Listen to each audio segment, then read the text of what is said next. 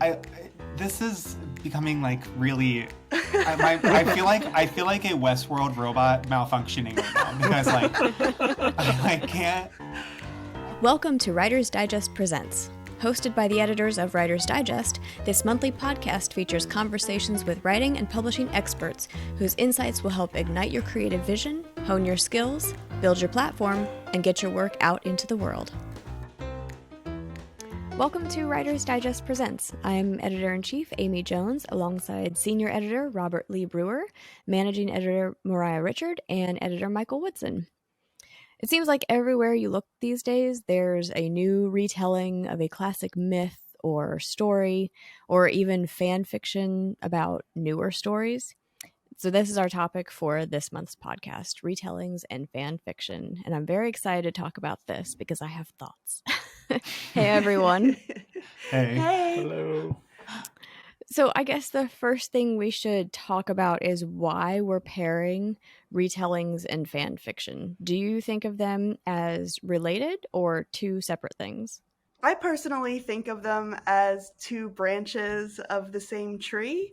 And I always say, what is The Song of Achilles by Madeline Miller, if not / fan fiction that she's legally allowed to make money off of?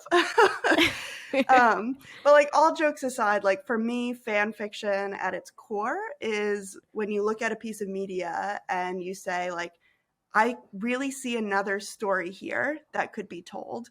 And isn't that what authors do when they're retelling something that's already well known? Yeah, I think that's a really good way to put it. And I love that you mentioned Song of Achilles because Circe came to mind immediately. Mm-hmm. Yes. And I was like, well, is that like a...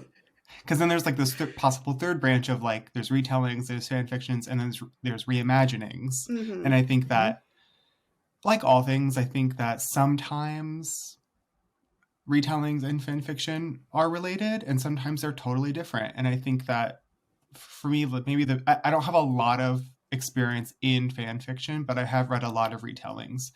And I think that one of the biggest differences to me is that retellings, for them to be successful, have to have beats that feel familiar.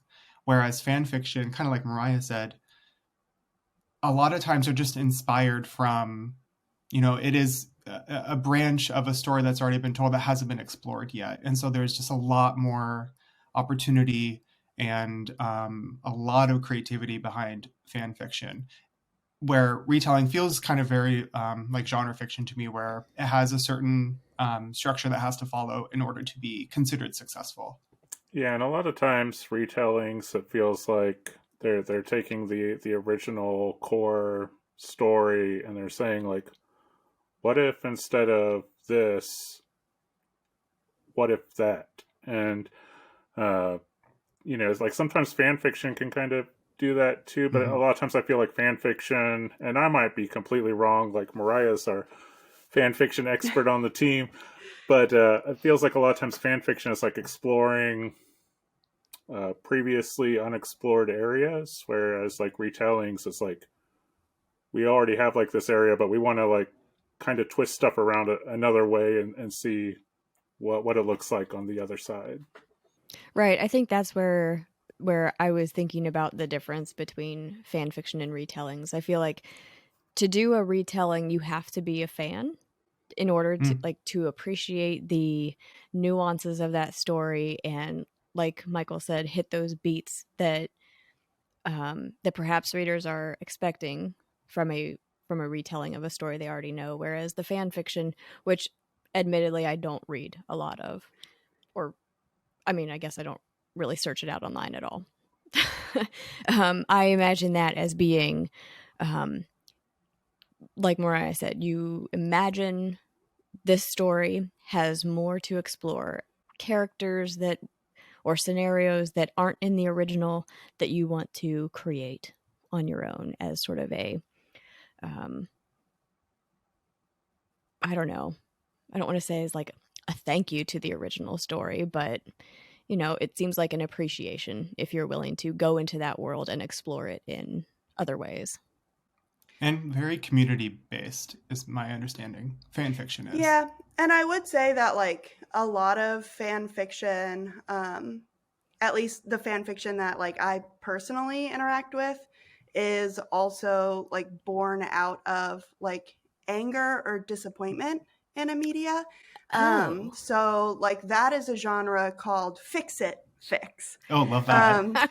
So it's a lot of it for me is like if I have been queer baited by a piece of media, it gives me a space to be like, you know, screw you guys. I'm going to pair this couple the way that you promised me they would be paired, and then revoked that. Or like there's a really big push right now in the Stranger Things fandom where like a lot of people really connected with one of the characters from this most recent season who was killed off. And so the fix it fic is like, what if that character wasn't actually dead? Or like, what if I just read one actually earlier this week where it was like, what if they thought that character was a ghost, but it turned out that they weren't a ghost. They were like in limbo between the right side up and the upside down.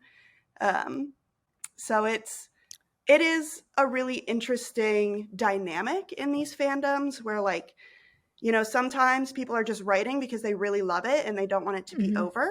And sometimes they're writing it because like if you go into the BBC Sherlock fandom. Oh. There's a lot of fix it fix in that fandom. Just because of the way that the series ended. Yeah, I forgot about that. I mean, Moriah, I'm so glad that you like mentioned this fix it fic because I like genuinely had no idea that was a thing. But that is such a fascinating use of writing to correct things that you were disappointed by. That's fascinating. It is, and it's always really neat to see somebody who was like really unhappy with something but still really loved it. Yeah. Like take it and like put love and care into it.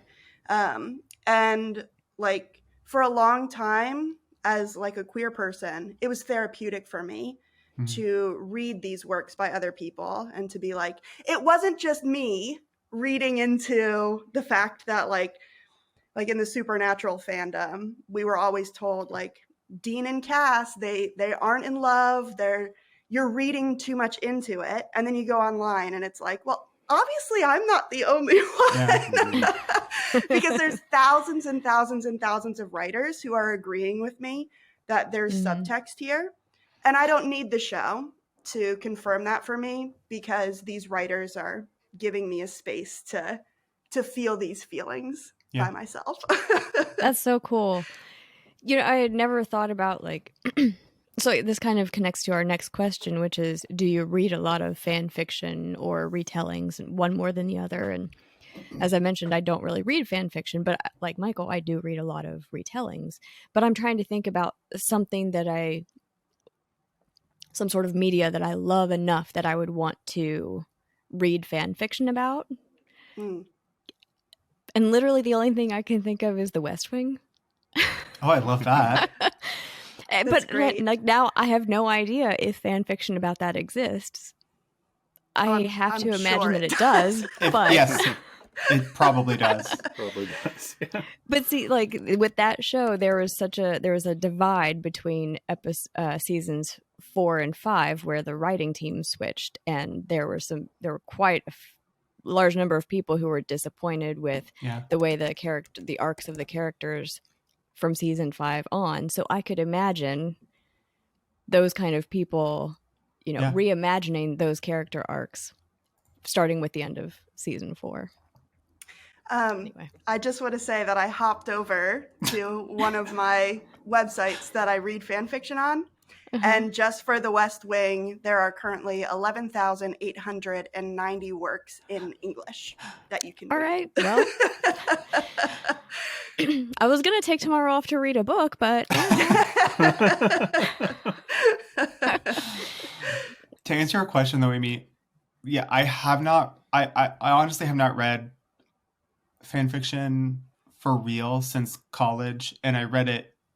I was introduced to it through class, through like writing classes, for this reason, to explore like what we're able to bring to a story that already exists for any number of reasons, and also we were also tasked with writing certain fan fictions, which I'll get into later, as sort of a writing exercise. But other than that, I don't read a lot of fan fiction, but I have read a ton of retellings, and it's a real mixed bag. You know, like sometimes I'm like, wow, this is maybe better than the thing it's inspired by, and other times I'm like, they didn't even read a synopsis of the thing that they're writing about. So yeah, that's my answer. Yeah, or they follow it so closely that Then it's what's the like, point? what's the point? Yeah, it's like the live action Lion King. Yeah. Yeah, and I think I probably fall in the, like, I really have not. I've probably read about as much fan fiction as Amy, and maybe less than Amy. Maybe I'm the lowest person on the fan fiction reading side, but like everyone else, like it's hard to read and not come across retellings, and like Michael said, like some of them are better than the original, or feel like they're in that same level, and other ones are disappointment. Yeah, I mean, obviously I read a lot of fan fiction. I also write it, so I think that there's like a good balance there. Like Michael had said, it's very community based. So there are a lot of people who just go and read, but a lot, like I would say most of the people I interact with in these spaces both read and write it. And it's so funny because like for this job we have to read all the time, right? And so sometimes my spouse and I will have a conversation where I'm like, I just like I'm feeling really burnt out, like I've just been doing like so much reading for work, and then like 5 minutes later I'm like scrolling reading fan fiction on my phone, and he's like, how is it not the same? And the way that I can kind of like describe it is that like fan fiction provides me a different sort of reading structure, because I'm going into it. I don't need to learn the characters. I already know their backstories. Like there are just like, there's so much history that I'm coming into it with that I don't have to like process any of that. I don't have to get to know these people. Even if I really love alternate universe fics, which are typically called AUs. So like, you take the cast of, let's say, Supernatural, and now they're like working, there's nothing supernatural about their world, and they're mechanics and poets, and they're all living in the same college town. How are you going to have them meet? Like, is there going to be romance? Is there going to be drama? Like, but I already know the characters. So even if you take away everything that kind of made the show what it was, I'm still coming into it with certain expectations. And that's comforting to me and doesn't require the same kind of brain power as diving into like a whole new world does. So oddly, like I really thought about it for this recording. I don't think I read too many retellings that are like more traditionally published. And I think the reason is that I'm just like extremely picky. Like if I really love something, then I tend not to seek out retellings of that.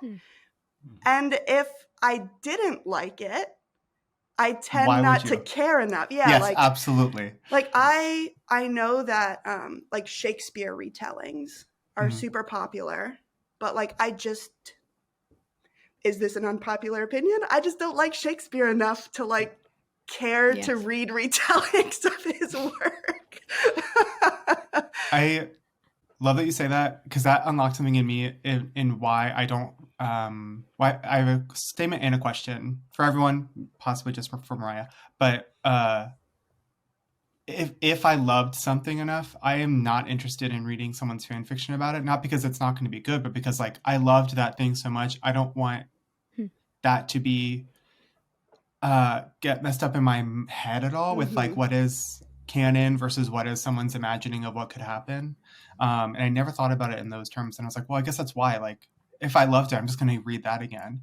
But my question is, as we're talking about this, I'm realizing, and I don't know if this is called fan fiction, so I'm asking, people write, I guess it is fan fiction about not even anything like about like celebrities and like pop stars. And like, is that called fan fiction? Yes, that is a subset of fan fiction called RPF, or real person fiction. Okay. I do not read those. They make me like personally uncomfortable.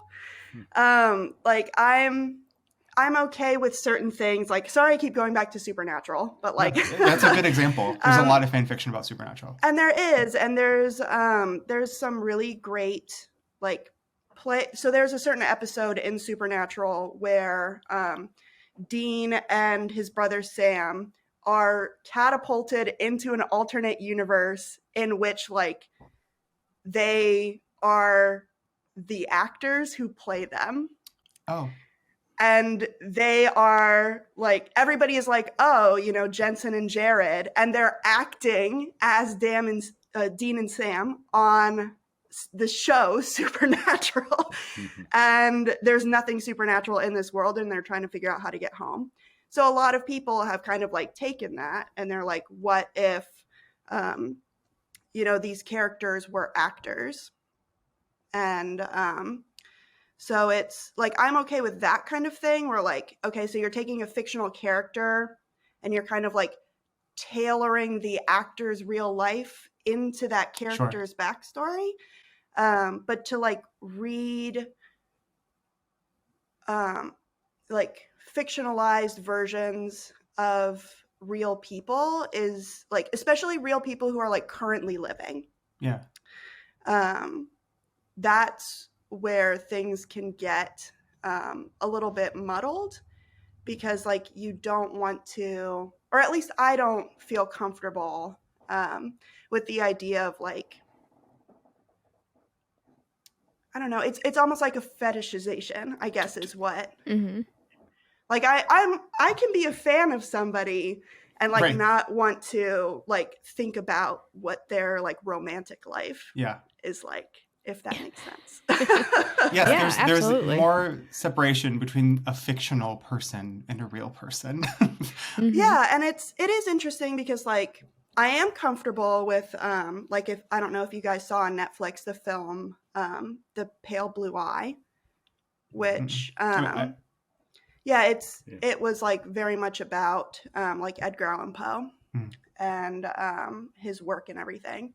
And like I'm cool with like watching movies where Edgar Allan Poe is a character. Yeah. But he's not alive. Totally. And we're not like putting him in this kind of weird spotlight, analyzing what his life is like, or like imagining what he's like as a person outside of his like celebrity persona. So I guess, I've never really thought about it that way before, but that's a it whole opens up a area. whole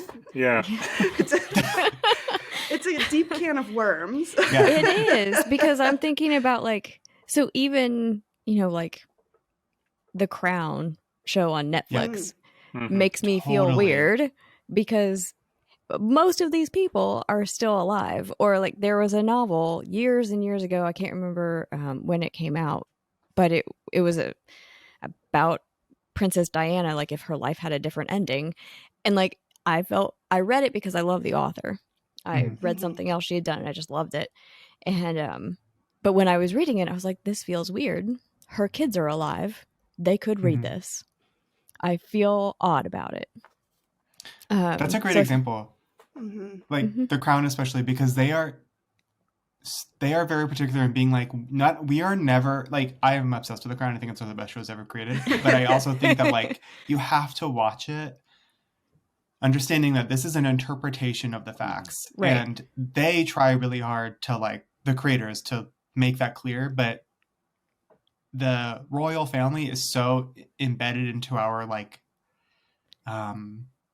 just like the society, that, like, modern society, that it's hard for us to separate, like, what we know happened with what the pieces that they're creating to put that together. And you're right, a lot of people are like, this feels too real. Too many of them are still around, and it's affecting them. It's a good example. I never thought about that. Yeah.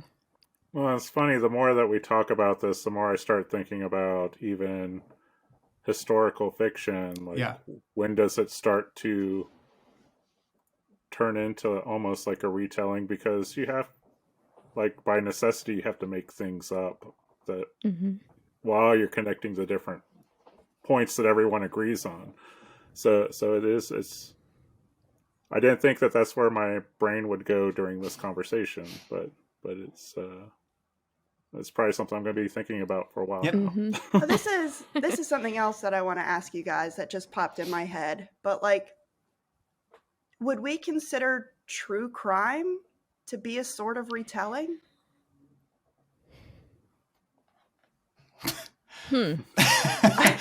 Sure. Interesting. Like, it's hard because it's like when you're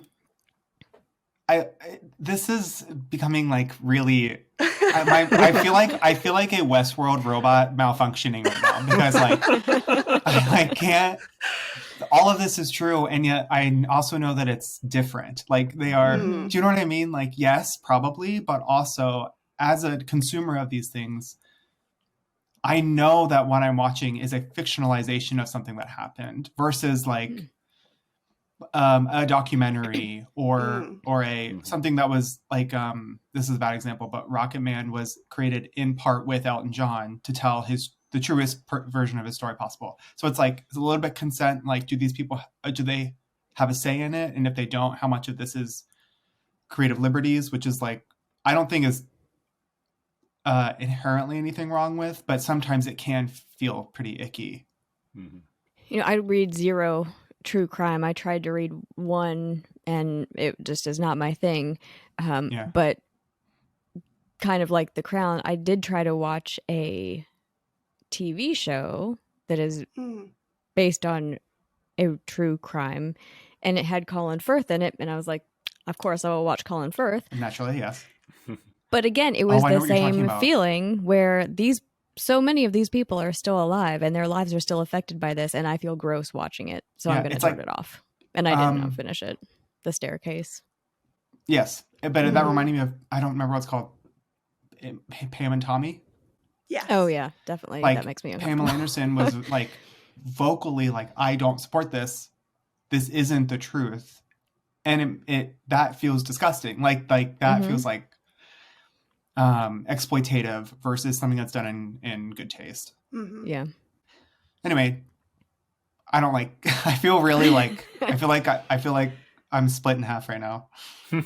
Yeah. And, like, I do want to make it clear that, like, I'm not trying to, like, bash people who like read or write RPF fanfic or, like, really love these genres.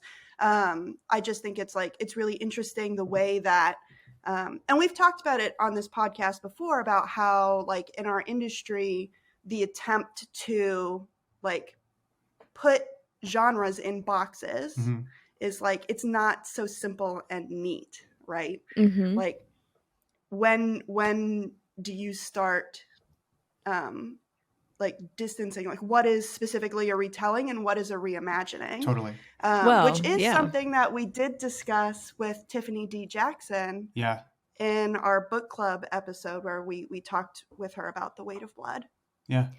This is exactly where I was going to go next, going, like, the opposite direction from, you know, those, like, fan fiction or real fiction about real people to the reimaginings or the stories that are, like, an homage to an older story, and perhaps it's not even billed as a retelling or a reimagining, but, you know, you just this one of my favorite books is like this. Saturday by Ian McEwan is like an homage to Mrs. Dalloway, the Virginia Woolf book. Takes place in 24 hours in London.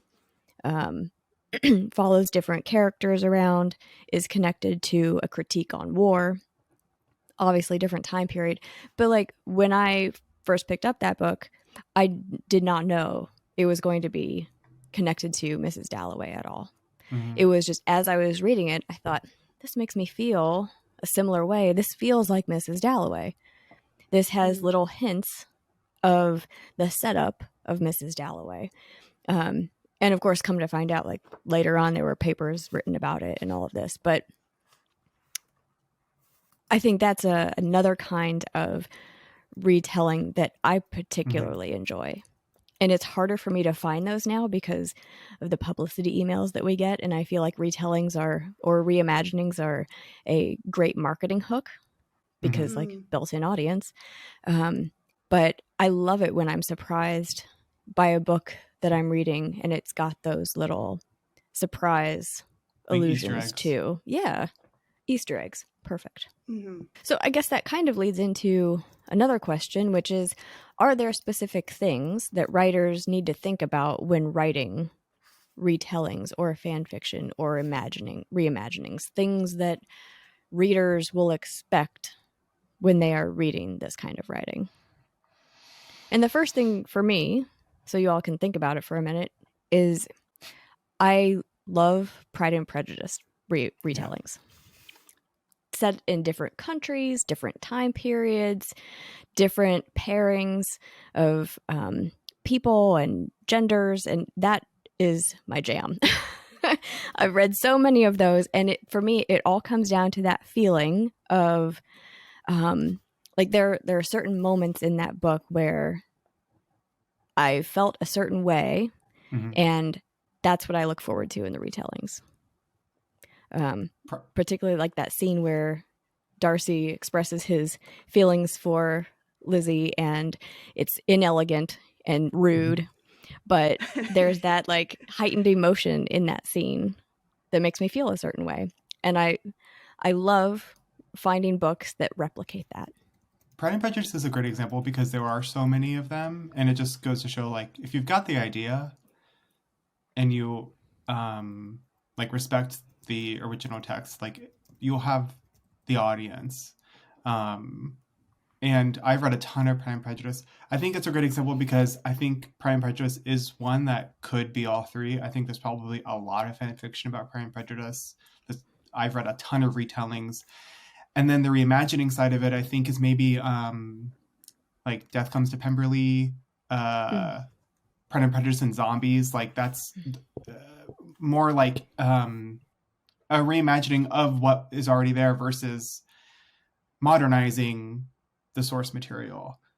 I think what writers need to think about is, oh God, that's a really hard question because I do think you have to have, I don't know if you have to have reverence for the original, but you have to have an understanding of it. Like, I don't think you have to have particularly liked it, because I read a retelling of The Great Gatsby called No One Is Coming to Save Us, I believe, years ago. And she retold it because she didn't like The Great Gatsby and she wanted to make it more of an inclusive story.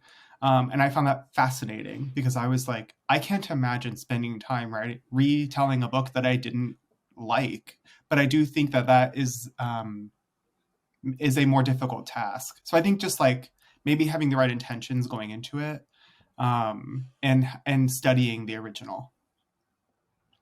Yeah, I think that's really important. It's just to have that understanding, even if it is, I forget the term you use, Moriah, like a fix-it type of retailing, because you kind of have to understand, like what was actually happening, what's going on, just for people who.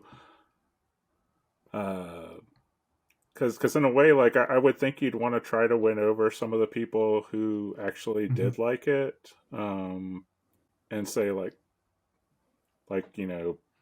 I understand what it was, but this is how I think like it's better told, or another way to come at it. even if you're not thinking of it in terms of like whether it's better or worse or anything like that. Um, so yeah, I think definitely like that's important. It's just like having that real understanding and knowing what the author was about, what the text was about. I guess a lot of times you don't really know what the author is about unless they say it, and even then you can interpret it wrong. But like at times, like I feel like with this conversation in particular, like the philosophy side of my head is just like kind of exploding right Sure. now. Right. but yeah. Yeah, I think I have to come at this answer two ways because that's how my brain wants to organize this. So I think for a retelling, I have to answer like just from my perspective as a reader, which is like I really approach a retelling, like reading a retelling from a character's perspective. So I need to go into this text either knowing that you really love this character and it's going to be the same character I remember, just maybe in a different situation, or you are going to completely change my mind about this character. So I think like a good example, or maybe the only example I can reach for right now is like all of these retellings that are happening about like Disney villains. Oh yeah.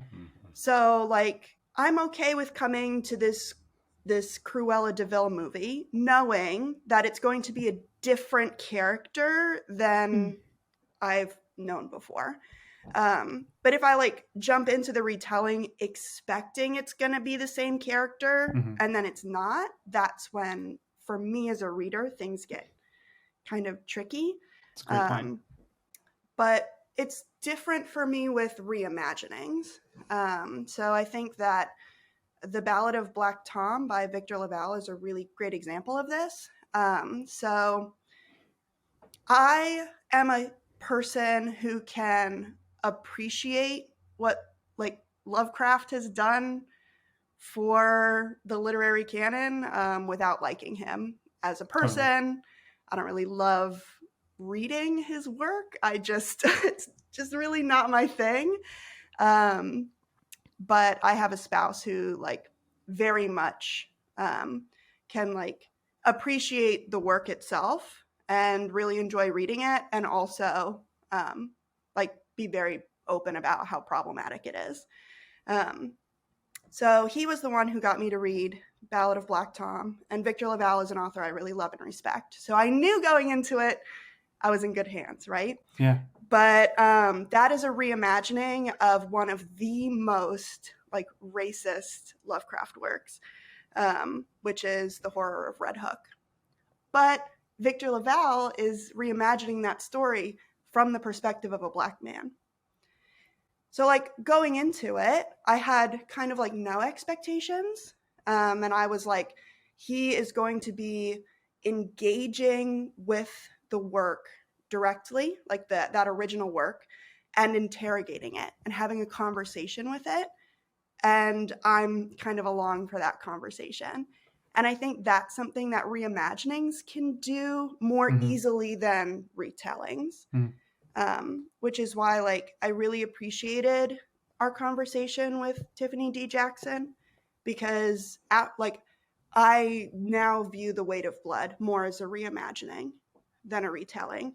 And I think it does something similar for Carrie that like The Ballad of Black Tom did for The Horror of Red Hook, where it is more of a conversation between those two works, but it also, you can read it without having known Carrie and it still stands on its own. Yeah, I had not read Carrie, but I still have not read Carrie, but love The Weight of Blood. I thought it was a great story. And as you were talking about that, the Victor LaValle book, what kept popping in my head was Wide Sargasso Sea, the Jean Rhys book, as a response to, or filling out the empty parts of Jane Eyre in that, particular character. What about the writing of fan fiction or retellings? I mean, Moriah, I think maybe you said that you do some you write some fan fiction, and Michael, you did some in college for an exercise. And like, what do you see as are there benefits for writers to try writing retellings or fan fictions, even if it's not a thing that would like initially interest them? Yeah, I guess I'll kick us off here. So I do get into this a little bit later in the podcast, but I do want to say, like, for me personally, the benefits of writing fan fiction are, number one, that I can do it anonymously while Yeah. still getting a lot of like feedback from the community. And it also provides me a kind of like a sandbox to develop different writing skills. So I use it a lot when it comes to world building and like trying out different things, because I'll get feedback. If it doesn't work, people will let me know. And if it does work, then I know exactly what people are enjoying about this kind of like experimental stuff I'm doing. And it also just provides like a structure for understanding character, because if you get the character wrong, that's going to be a big problem. There's actually like terminology for it, like OOC. If you ever see that in these spaces, it means out of character. Really loved the writing style, but this was def OOC. You do not want that comment on your fic. Unless you say up front, like, hey, I'm doing something really different with this character. Right. Let me know if that's working. So it does provide like a softer space, I guess, than other kinds of writing groups I've been a part of, because I can get that feedback. And it's not so personal because it's not my really original content that I'm working with. Totally. Yeah, in school, there was one instance where we were assigned to write fan fiction, and the other one, I would say we were assigned to write a retelling. And the fan fiction one was in a course that revolved around popular fiction, and we were asked to sort of pick out a piece in these books that had like made us think like, well, what happened after that? And one, it just made us very close readers because we were like actively looking for something that wasn't there. And then we were assigned to then imagine 10 years after the story takes place, something about that, what was significant to you about that, how would that play out later? And it helped me just imagine characters as real people, because I had to see them off of the page and like, what did happen? How would they have survived this instance?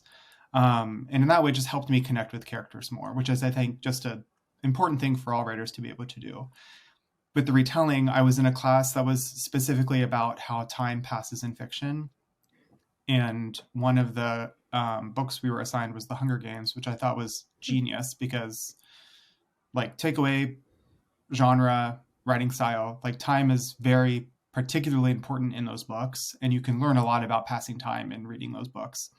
And we were asked to take a character and rewrite the first chapter from a different character's perspective, because Katniss it's a very close first person book. So it's like, how do you do that?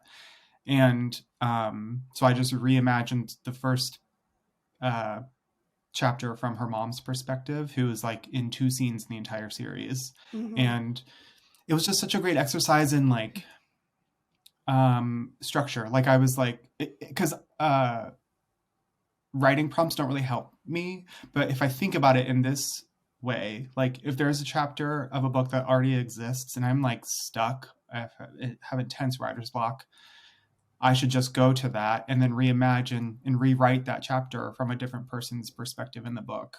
So I think that really helped me unlock my creativity and just helped me get out of writer's block. So I think it just as a writing exercise, even if it doesn't go anywhere, I think examining the stories that you already love from a different perspective helps. Yeah, I think there's a lot of writing that we do, or maybe it's just me, but I think a lot of writers do writing that's got like a purpose when you start the writing, but then there's a lot of writing where you may or may not have a purpose when you start the writing. And I feel like looking back on the few times where I have done like any type of fan fiction, it's been more for just that creative outlet. And I think personally, the few times that I've done fan fiction, it's actually been collaborative projects. So like in college, I remember with a roommate, we were like writing a script for, this imaginary Batman movie that's going to be the best Batman movie ever. Totally. And and that was like a lot of fun because we get to just really like imagine, and we would cast in our collaboratively like who's playing which roles, so that was a lot of fun. And then with my children, I think every single one of my kids, we've written fan fiction books by taking like 8x11 pieces of paper, folding them over, and turning them into little booklets, and basically based off of what each of the kids likes, writing fan fiction, which means we have a lot of Godzilla books, but other types too. But and those are just, they're fun. It's a creative way, to just write. But then I totally wasn't thinking of it in these terms. But the first payday I ever got for writing a piece of fiction was in college, and it was taking is a retelling of Hamlet. Whereas, like in Hamlet, like the whole joke is that it takes an entire 5-act play for Hamlet to finally get revenge on somebody that he knows killed his dad and stole his mom. So I was like, well, what if you like flip that around and like made it like instantaneous? And like, so I ended up like writing a retelling of Hamlet, but instead it's like this act of road rage. So it's like instantaneous, like the person gets their revenge right away. So like retellings are like kind of like fun in that way, where you can look at what's going on and like, what if we just like completely like twisted this some way? And that was a lot of fun as well. Have you read Nutshell by Ian McEwan? No. Okay, that's his reimagining of Hamlet, and Hamlet in that play is a fetus. Oh, I had no idea. I remember when the book coming out, and I was like, this sounds wild. It's a weird I book. had no idea that was a Hamlet retelling. Yeah. I've been dying to read that. Okay. Yeah. Check that out. But I want to go back to, so first of all, Robert, I love the idea of what you've done with your children, the Godzilla books, like as an activity. That's so smart. Michael, what you said about using this as a writing exercise to practice something. That's how I have not written fan fiction that I can remember. If I did, it has left my mind. It must have been 20 years ago or something. But what I've tossed around in my head as something that I would love to do is reimagine or retell, like, To the Lighthouse, the Virginia Woolf novel, with a similar use that as a way of use the structure of that book, because there's the first section, which is before the war, the middle section called Time Passes, which is years of the war, and then the final section is after the war, the Great War. So I would love to use that as a structure for a different story. I think that would be, because structure is something that I have trouble with. The other one that because I think Virginia Woolf does such interesting things with narrative, with the waves, and this would be what I think would be fun to explore character is how she passes the narrative from person to person in that story. So there are 6 main characters, and instead of like this chapter belongs to this person and this chapter belongs to the next person, when the characters interact, at some point the narrative shifts from the first person to this, from the first character to the second character, and then that person will have an interaction with somebody and it will shift to the third character. But it's never it's seamless the I way it love that. happens. It's like a baton pass in like a relay race or something, where you really have to be paying attention to how it to what you're reading to see it happen and watch how it happens. And I would love to use that as explore that tool in the same way. So I think that's where I would have fun with trying retellings and writing that way. That's a interesting point in terms of like even like structure and like writing style, because I love that about a lot of classic books. Like I'm reading Maurice by E.M. Forster right now, and that happens a lot where there's like no sequitur, just it's mostly in Maurice's perspective, but then suddenly it's not, and then that I love that. There's something like magical about that for some reason, and immediately when you said that, I guess the contemporary wise, like I don't know if everyone's read Little Fires Everywhere, but she Celeste Ng kind of does that in that book, which is like one of my favorite things about it is that like the perspective just flows so beautifully in and out of different characters, and that is, I love the idea of like using a structure as a reimagining, not just like what the story is about, but like how books can be written. I will say, like, personally, outside of fan fiction, I have never been drawn to writing like a retelling or reimagining. But the only way I could see myself really wanting to do it, this might be so silly, but as a teenager, I really loved The Catcher in the Rye. And then I met my spouse when we were 18, and that was one of the first like fights we ever had. We were friends at the time, but like he hates that book, like with a burning, fiery passion. And over the years, like we have gone back and forth about whether or not it's a good book. And so if I ever were to rewrite, like to retell a story, I think I would try and make my spouse love Holden Caulfield. Like that would be my goal with the whole story, is just like, I don't know how I would approach it, but like I want to retell this story in a way that like you will like. Use Moriah? this specific person in my life. You know, we've talked about this. This is a hill I will die on, is that The Catcher in the Rye is a good book, and schools make us read it way too young. Read it again as an adult, you will have a different perspective. And I guess like that's like the thing that always really cracked me up is like, I am a big proponent of like, you cannot like a book, but appreciate that it's a good book. Good for you, not for me.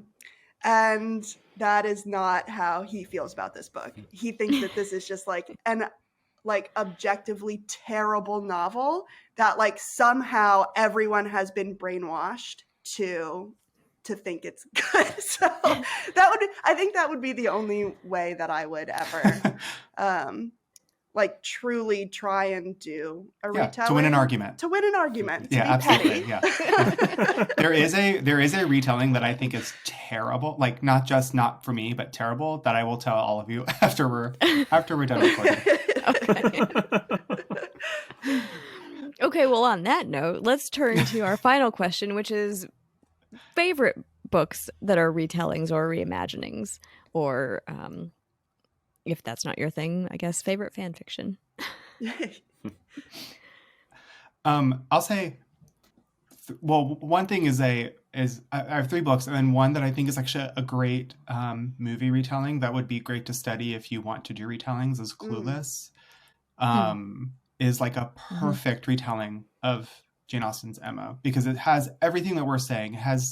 It loves the original characters and understands them, has beats that people who've read Emma will recognize Mm-hmm. and an arc that people will recognize, but it just modernizes it and makes it, well, from the 90s, modernizes it, is I think one of the best reimaginings that I've ever seen, which is different than an adaptation where you're just like, the newest Emma is an adaptation. But books, three favorite books. Okay. Sex and Vanity by Kevin Kwan is a retelling of A Room with a View by E.M. Forster. And I am shocked that I loved it as much as I did. I think it is like a really lovely like romp of a book that is takes like it is truly a retelling. I mean, and I didn't know that going into it. As I read it, I was like, this is A Room with a View. And then I read the back cover and it's a retelling of A Room with a View. But that's one where sometimes I'm like, do I like this more than the original? Like, I had way more fun reading that than I did reading A Room with a View. The second one is Pride by E.B. Savoy. It's a really lovely YA retelling of Pride and Prejudice. And then this book called Boy Snow Bird by Helen Oyeyemi, which is a like loose reimagining of like the Snow White story. Mm-hmm. And if you're interested in reimaginings and retellings, Helen Oyeyemi writes the wildest books, but they're really fun to read. I will second your Kevin Kwan Sex and Vanity recommendation. Yeah. So I went back through my reading lists from the last couple of years because like I don't read a ton of retellings. But there were three that like as soon as I saw them on my list, I was like, yes, of course. And so the first one, I think I read it last year. It's Ravenous Things by Derek Chow. And it is a middle grade retelling of the Pied Piper, but done in like a really like fun, interesting way that discusses grief. Which like, how do you make a discussion of grief fun? Like you have to read this book.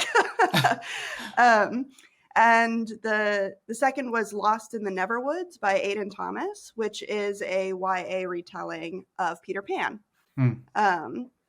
And then like, I know earlier in the podcast, I said, I don't like Shakespeare. I don't read Shakespeare retellings, but there is always an exception to the rule. Of course. So that exception for me is Ben and Beatrice by Catalina Gamara, which is a new adult romance retelling of Much Ado About Nothing. I love Much Ado About Nothing. And that book to me is just utter perfection. Like whether or not you like know the source material or like vibe with it, like you should just read that book because it's just from top to bottom a fantastic read. Yeah, and I should have made a list before this and did not because I was like, I'll just be able to I'll be able to write off like 3 or 4. So I'm probably forgetting like my top 2 or 3. But the one that I totally feel confident in mentioning this one, I've actually mentioned it previously in our romance podcast, is the Bridget Jones Diary by Helen Fielding. It's classic. You know, like I don't know if I would ever like call it a literary book, but it's a book like that I can read multiple times and enjoy it. It's just a lot of fun to be in Bridget Jones' head, and once again, I feel like this is like we should almost have Pride and Prejudice as like a little subtitle on this because we keep bringing it up, but it is a retelling of Pride and Prejudice, and it's just it's a lot of fun. And one that I also enjoyed, but I don't know if I would read it again, is A Thousand Acres by Jane Smiley, which is a retelling of Shakespeare's King Lear, and just like kind of that one also. It was a good read, but it's a little more literary, so it's a little more dense. But for one that I can always go back to, Bridget Jones' Diary. Final answer for right now. All right. Well, in keeping with the Pride and Prejudice theme, one of the ones that I brought is Pride, Prejudice, and Other Flavors by Sonali Dev.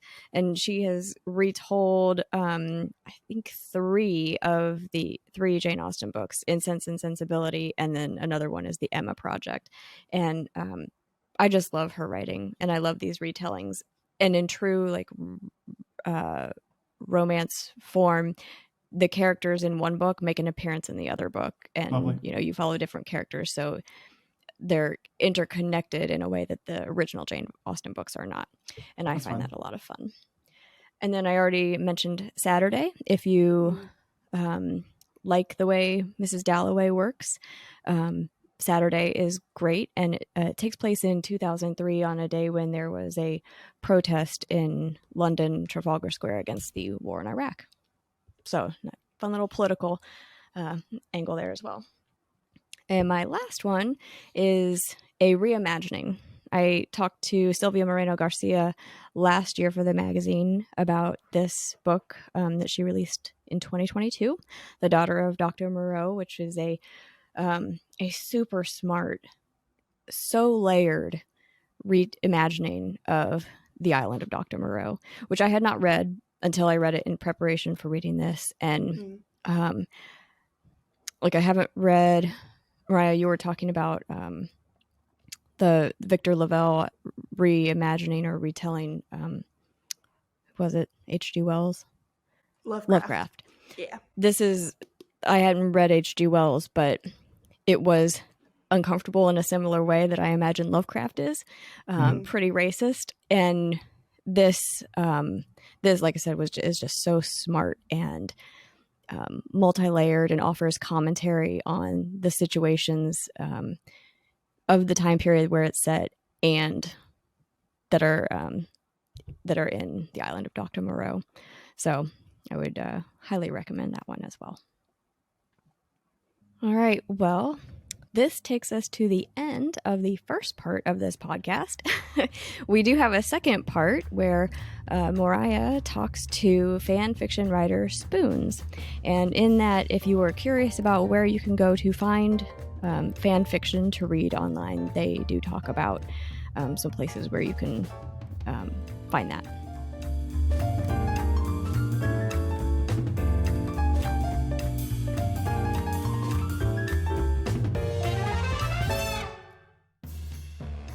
Hey everyone, this is managing editor Moriah Richard, and I have the privilege of sitting down today with Spoon, a fan fiction author who has written over 300 fanfics for various fandoms, and who happens to be one of my personal favorite fanfic authors of all time.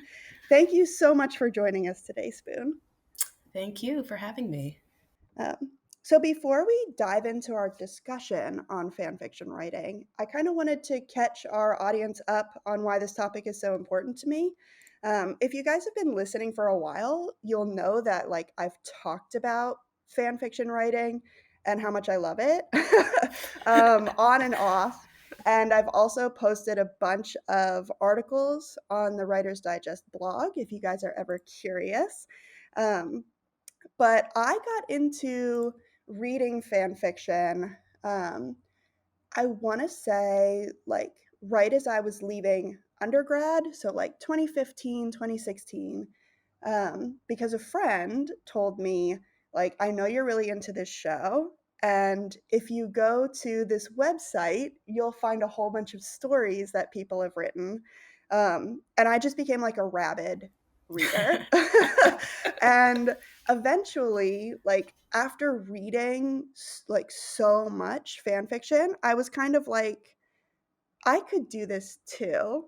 And it was funny because I was in my MFA program for fiction writing at the time, and I was struggling and I was miserable because I was writing for deadlines, and fanfic became a way that I could really tap into that creative energy, and it didn't feel like a struggle. And I wasn't writing for a grade. I wasn't trying to think about how literary, quote unquote, my work was. I was just doing it for the pure joy of doing it and not worrying about grammar and typos.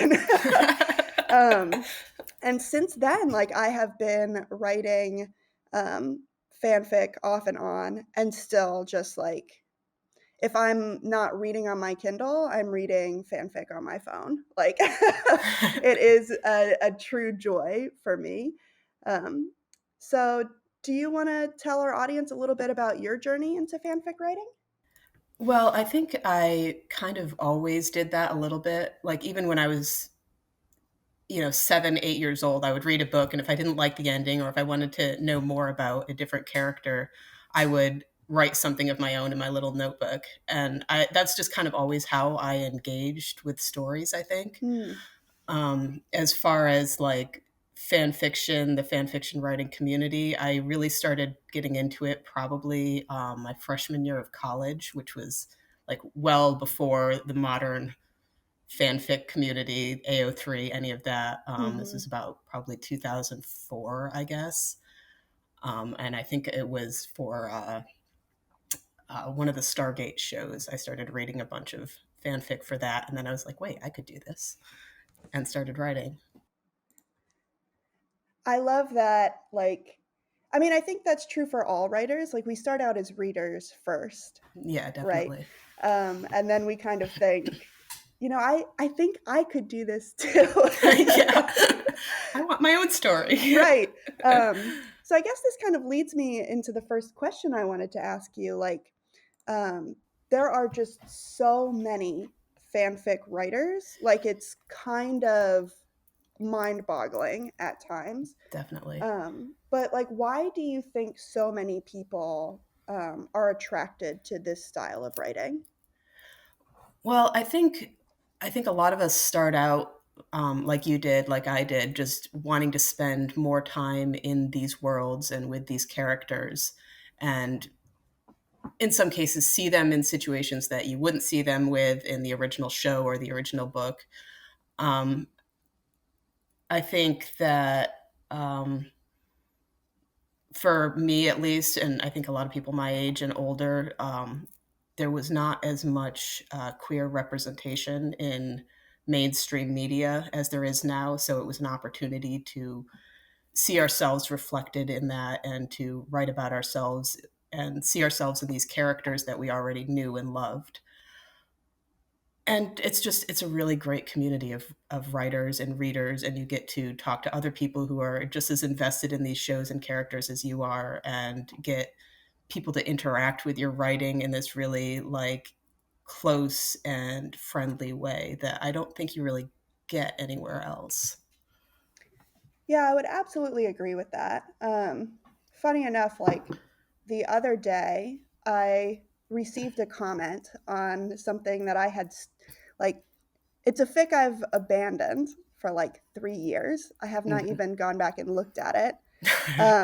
But somebody posted a comment, and it was a very lovely, it doesn't seem like you're ever going to get back to this, but I really enjoyed your work, and I subscribed just in case. Just in case, yeah. And a little part of my brain that really loves that validation is oh crap, maybe I should go back and just at least finish that story. Right. But just those sometimes I'll get a comment that's just completely incomprehensible gibberish because it's just pure joy and excitement. Yes, the joyful key smash. Yes, and that really that is a type of feedback that I never experienced in a classroom setting or in a writer's circle, where I feel like there is not less joy. I don't want to say that it's less joyful to work with writers who are not in fandom spaces. It's a little more restrained, maybe. Yeah, and I think that part of it is just the mutual obsession with these stories and these characters. Definitely, yeah. So I did want to touch a little bit on I think there is a stigma against fan fiction writing, and how it's quote unquote not professional writing. Right. Or if you only write fan fiction, you shouldn't tell people that you're a writer. Wow. So I wanted to get your perspective on that kind of thinking and why we think that there is that stigma in the writing community. Well, I mean, I think some of it is just kind of your standard, like, look at these weird nerds with their weird nerd hobbies, you know? Mm. Um, I do think there is a big stigma, not just in the writing community, but I think in our culture in general about doing certain kinds of art, making certain kinds of art, writing. If you're not going to produce a professional quality, marketable product at the end of it, it's like, why are you doing this? Especially, why are you doing this in public where other people can see, you know? Mm-hmm. And I mean, I guess I find that kind of silly personally. I think that you can quibble over whether you not or not you can call yourself an author if you're not published. That seems like okay, that's a line, but if you're writing something, you are a writer by definition. Absolutely. And I think, like, what I really wish that people who don't read fan fiction would understand is, like, how interesting and experimental you can be with fan fiction in these Definitely. spaces in a way that is, I feel like maybe in certain literary spaces it's starting to move that way. But there is a particular fanfic that, like, I will never get over. And it was for the new It films. Okay. And it was a Reddit thread. Yes. Yep. I know that one. Yes, and like the whole story was just this Reddit thread, The but comments. Yeah. yeah, and I thought, like, first of all, how much freaking time it took to to structure the story in this way, and also, like, just how amazingly it worked. Yeah. And I would never have thought in a million years to structure a story in that way. So Yeah. Yeah. No, I definitely agree. And I think that's something, like I said earlier, that my first kind of foray into fandom was Stargate. And mhm. there's this fairly well known piece of fanfic from, God, it's probably at least 15 years old now. It's called Written by the Victors, and it's an entire novel length piece of fic that is just academic articles and interviews and back and forth between people disagreeing about what actually happened in the story. And it's very like metatextual and experimental. And I don't really see that very much in published fiction. I'm not sure that it lends itself to that kind of thing as well. I mean, I guess I have seen a few pieces of fiction like that, but certainly never, nothing that's novel length and nothing that kind of went that far afield of your normal narrative structure. Right, and I think, like, speaking of structure, something that, it seems like is more is gaining more popularity maybe online is the flash fiction. Yeah. Um, and I just think, like, my first experience with flash and, especially with, like, the Drabble, has been fan fiction, and it seems like this is something that the community has been doing for much longer than, now you see whole literary magazines are based around this structure, this style of writing. Yeah. No, I definitely first encountered that in fanfic, the Drabble especially, like that kind of specific challenge of writing something that is 100 words exactly and containing entire story within that. And I think fan fiction, one of the things that makes it that gives it that flexibility is that you're not really constrained by the specific length of a story. Like I think most published fiction, especially professionally published fiction, you have a novel, it's going to be whatever 80,000 words. You have a novella, it's got to be 40,000 words. Most short fiction has a specific length requirements, and fanfic doesn't really have that restriction. You can kind of just write whatever you want, however much you want, and finish when the story's over. And I think that, like, leading into my next question was going to be, like, why is fan fiction useful for, like, people starting out writing and, like, people who consider themselves to be professional writers. But like something that I personally started noticing is that when I was writing for these fandoms whose like characters are already established, people are very familiar with them, and people are very particular Oh yeah. about the way that you portray these characters.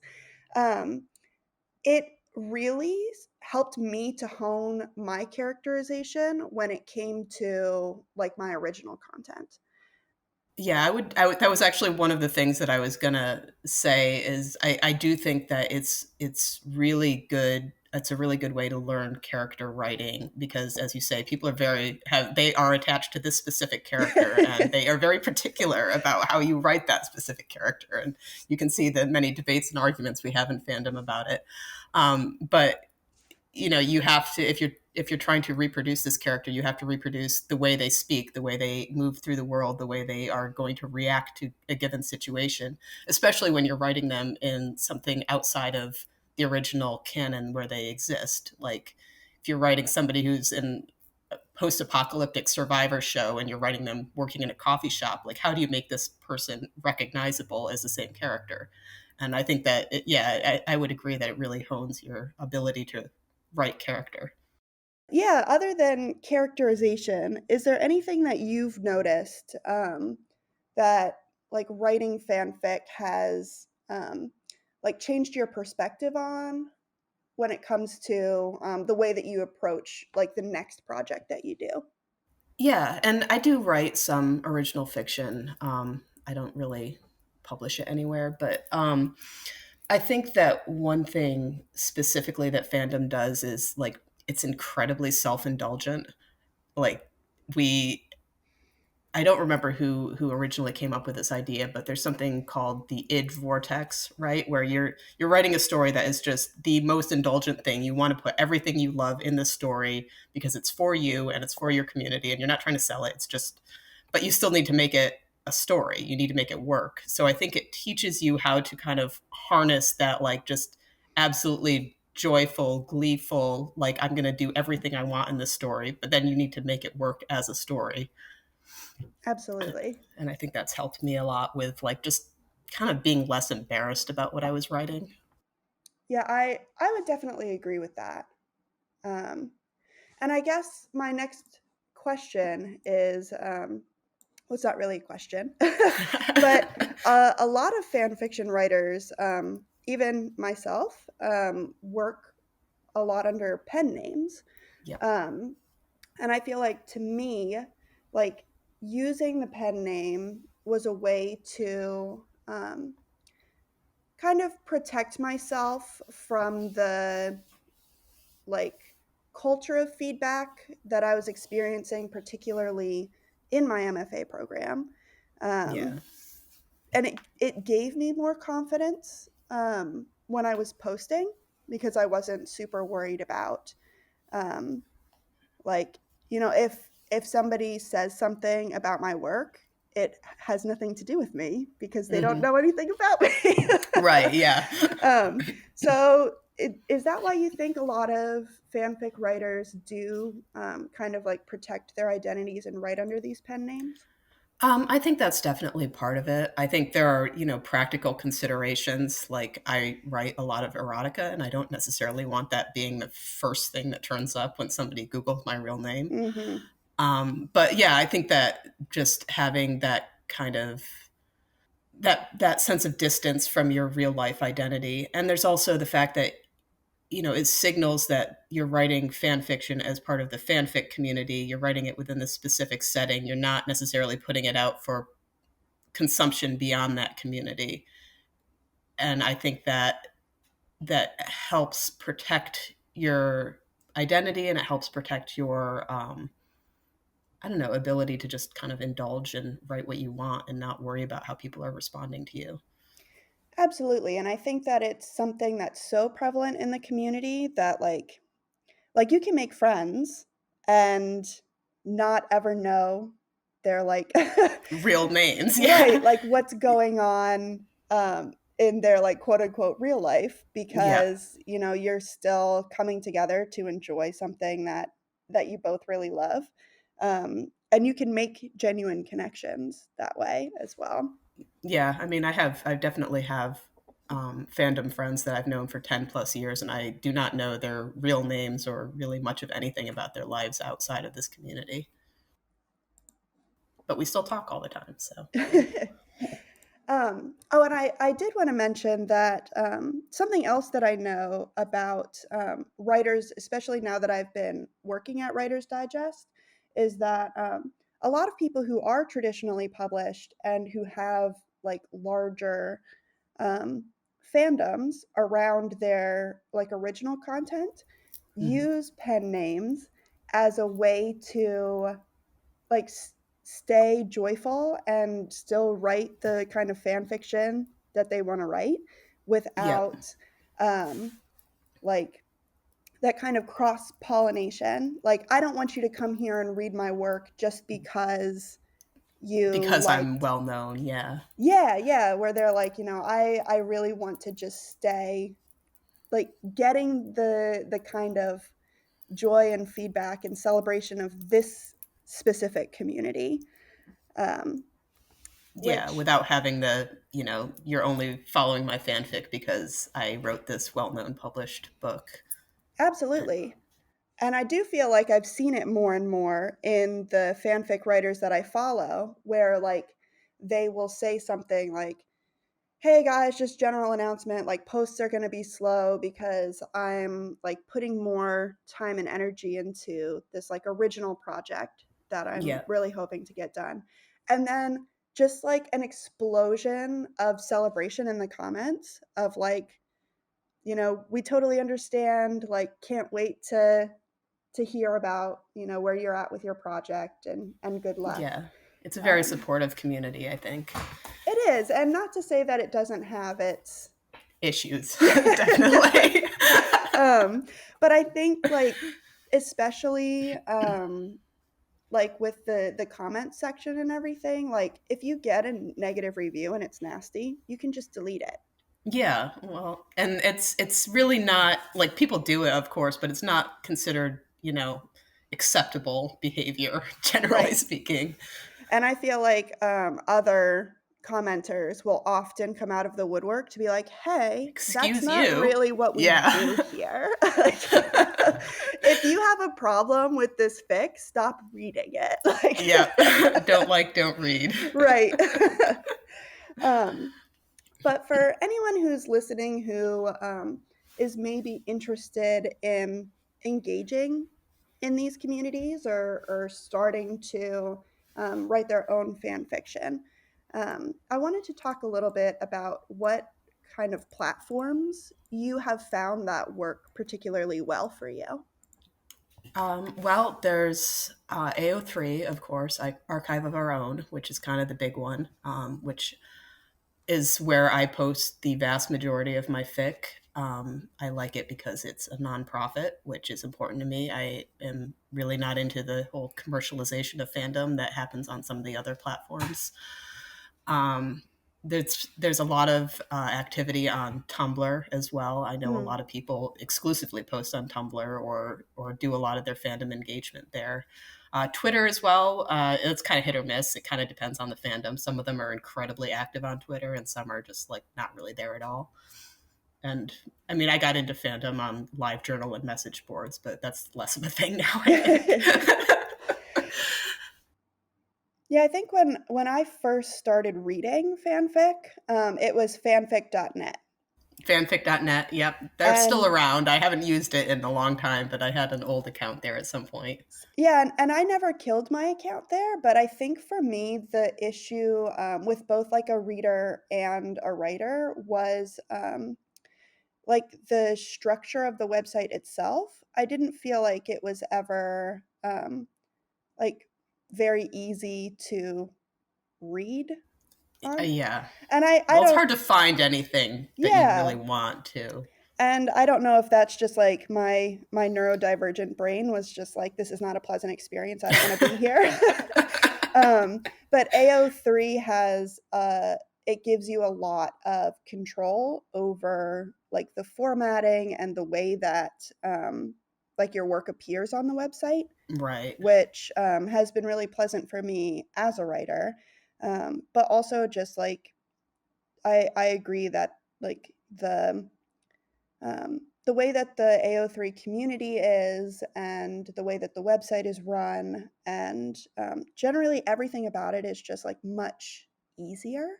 Yeah, I would agree with that. My one complaint is that they don't have an app for your phone.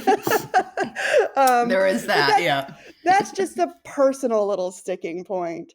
But I will say that for me, Tumblr was really where I had been posting to AO3, but to interact with people and like if you're really looking to make those connections, Yeah. Tumblr was really good for me. And maybe that's also the fandoms that I'm specifically in are like Yeah. very active on Tumblr. So like I know if anyone has been listening to me speak in any capacity for any amount of time, you'll know that like Nora Sokovic's The Foxhole Court series is like my all-time favorite book series. And there's a very active All for the Game fandom on Tumblr. And also like Supernatural is one that just Supernatural, like yep. it will. I don't think my love It'll for never that die. show will ever die. So that's basically what I use Twitter for, is just like keeping up with the SPN family and like oh man. And you never really leave. You get in there, you never leave. Yep, and that's like it's easy on Twitter because I can just see what's happening and I don't necessarily have to engage if I don't want to. Right. Sometimes the best choice. Yeah, like it depends on what fandom you're in. I hope Right. somebody out there is laughing because they understand that the SPN fandom is its own animal. It is. It really is. And then of course, like just in case anybody's interested, my current like really hot obsession is with the TV show 911. Yes. So that's where it's been at for me. And so I'm very much just enjoying. I haven't yet written for that fandom. Well, that's not true. I've written it. I haven't posted anything, Right. I should say. But it's just like the thing about fan fiction is that like I have, I go through cycles of like I really miss my Star Trek readings. And people are still writing Star Trek fan fiction. And there's always something new to discover and to fall in love with. And then you've got like ongoing media, like book series or television series that are currently coming out. And those are always super hot. So like people are always posting after a season finale, you can expect an explosion. Yes. Yeah. And even things like this just occurred to me to mention, like people will get together and do like writing challenges. Yep. And they'll be like, lots of them. This week we're all going to be writing for this particular fandom. And as a reader, I'm like, I'm going to mark that on my calendar. Because I can expect that at this time, there's going to be just like a flood of new media for me to engage with.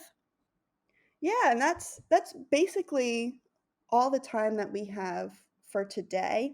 But I just want to thank you again for taking the time to speak with us today.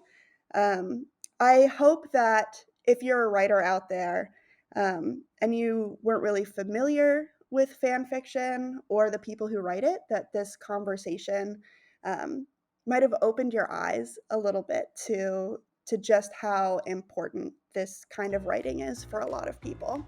Yes. Perfect. Stay tuned for the end of our episode where Amy will have our usual writing challenge for you. For this episode's writing prompt, pick a story that you love or now that we've talked about this a little bit more, that you were disappointed with, and consider how you could write a retelling or fan fiction or fix-it fiction about it. What are the elements of the story that draw you in that you would want to replicate or emulate, or do the opposite and fix it?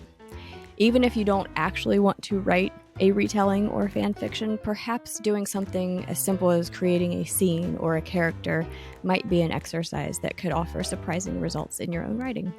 Thanks for listening to Writer's Digest Presents. We're going to take a brief hiatus for the month of May, and in the meantime, you can always find us at writersdigest.com and on social media at Writer's Digest. See you next time.